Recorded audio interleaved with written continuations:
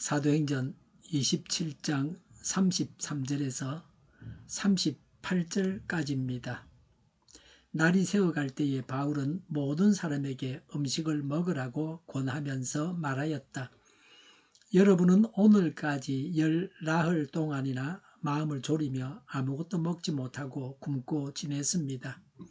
그래서 나는 여러분에게 음식을 먹으라고 권합니다. 그래서 여러분은 목숨을 유지할 힘을 얻을 것입니다. 여러분 가운데서 아무도 머리카락 하나라도 잃지 않을 것입니다. 바울은 이렇게 말하고 나서 빵을 들어 모든 사람 앞에서 하나님께 감사를 드리고 떼어서 먹기 시작하였다. 그러자 사람들은 모두 용기를 얻어서 음식을 먹었다. 배에 탄 사람의 수는 모두 276명이었다. 사람들이 음식을 배부르게 먹은 뒤에 남은 식량을 바다에 버려서 배를 가볍게 하였다. 아멘. 33절에 날이 새어갈 때에 바울은 모든 사람에게 음식을 먹으라고 권하면서 말하였다. 여러분은 오늘까지 10나흘 동안이나 마음을 졸이며 아무것도 먹지 못하고 굶고 지냈습니다. 라고 했습니다. 2주간 동안 폭풍에 시달려서 먹지를 못했습니다. 그들의 상황을 같이 배에 타고 있었던 바울이 알고 있었습니다. 먹지 못하면 죽게 되어 있습니다.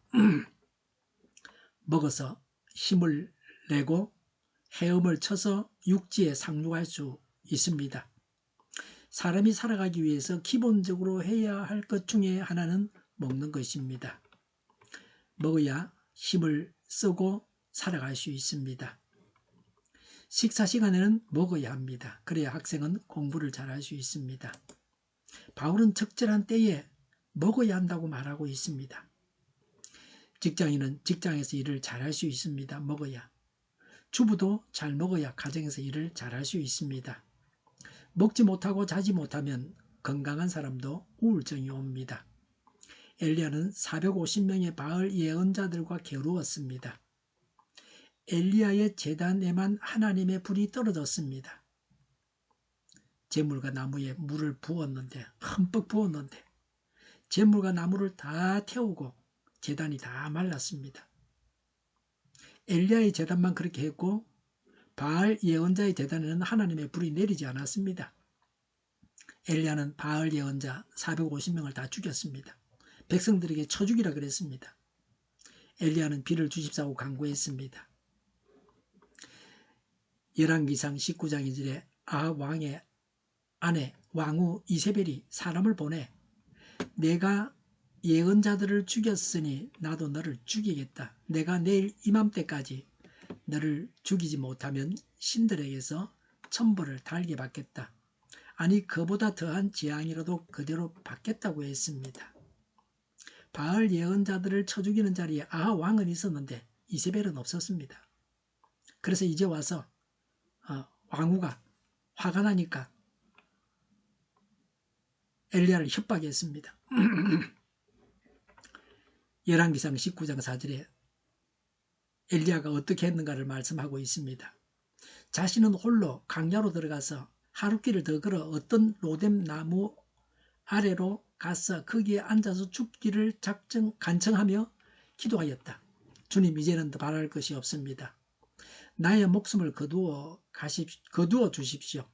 나는 내 조상보다 조금도 나을 것이 없습니다.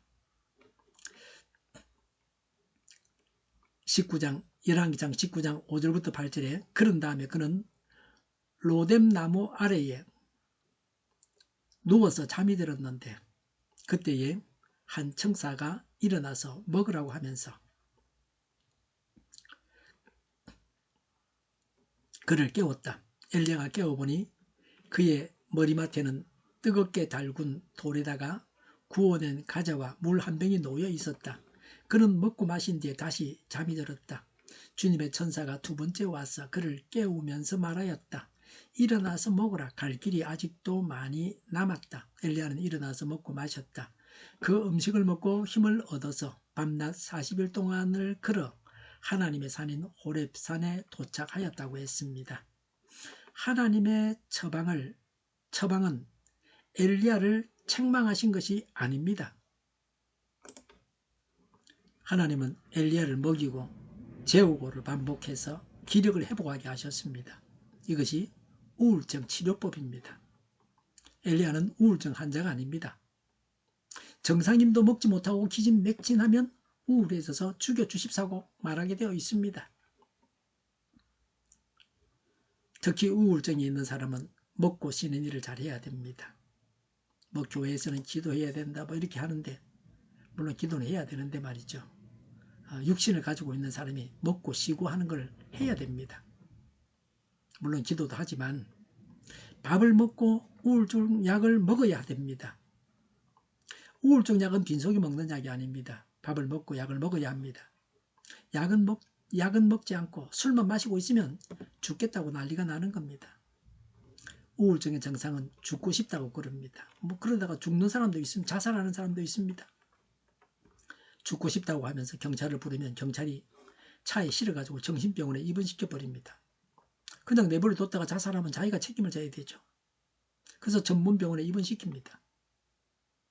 그러니까 조심해야 돼요. 함부로 그러면 안 됩니다. 경찰을 부르면 안 됩니다. 34절에 그래서 나는 여러분들에게 음식을 먹으라고 권합니다. 그래야 여러분도 목숨을 유지할 힘을 얻을 것입니다. 여러분 가운데서 아무도 머리카락 하나라도 잃지 않을 것입니다. 라고 했습니다. 머리카락 하나도 잃지 않는다는 것은 완전하게 보호하신다는 것입니다. 반드시 살게 된다는 확신을 불어넣어주면서 먹으라고 했습니다. 하나님께서 살게 하실 것이라고 말씀하신 것을 믿는 믿음으로 바울은 이렇게 말을 했습니다. 하나님과 하나님 말씀에 대한 믿음이 없이는 지도자가 될 수 없습니다. 우리는 믿음을 가지고 사회에서 지도자로 다른 사람을 이끌고 있습니까? 35절에 바울은 이렇게 말하고 나서 빵을 들어 모든 사람 앞에서 하나님께 감사를 드리고 떼어서 먹기 시작하였다고 했습니다. 먹을 때에는 하나님께 감사 기도를 드리고 먹어야 됩니다. 생명이 있는 존재가 먹습니다. 또 먹을 양식이 있어야 먹을 수 있습니다. 우리에게 생명을 주시고 음식을 주신 분이 하나님이십니다. 그래서 먹을 때마다 감사 기도하고 먹어야 합니다. 먹을 때마다 감사 기도하는 것이 신앙인의 기본입니다.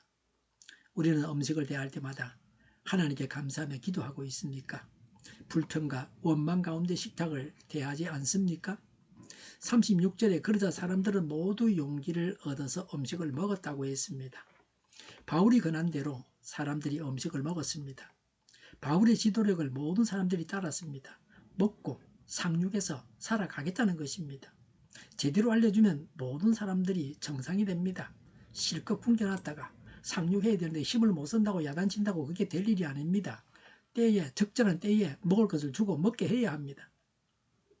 37절에 배에 탄 우리의 수는 모두 276명이었다고 했습니다. 바울이 돌보고 살려낸 사람들의 수가 276명이었습니다. 현재 우리 주위에 우리가 살려내야 할 사람이 얼마나 많이 있습니까?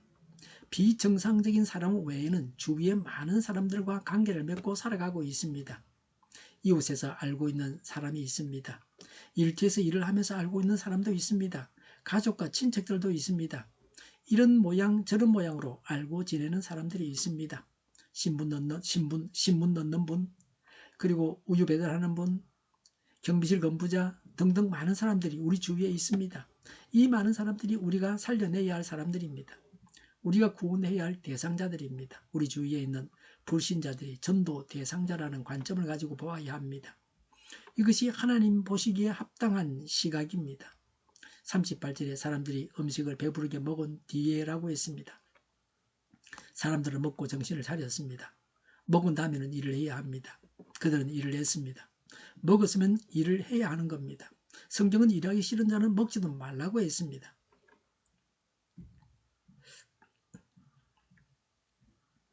창세기에는 하나님은 사람에게 먹을 것을 주시고 나서 사람이 해야 할 일을 말씀해 주셨습니다.